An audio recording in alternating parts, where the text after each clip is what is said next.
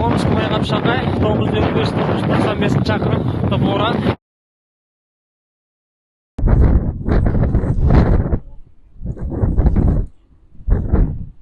На соседней границе РФ находимся на 50 Бұл Майқапшағай тас жолы 767 шақырым. Жағдай бір қалыпты.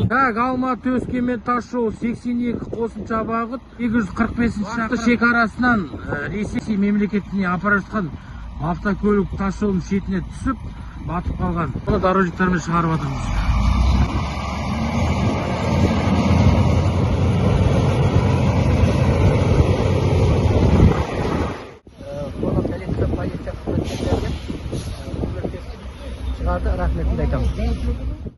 Благодарность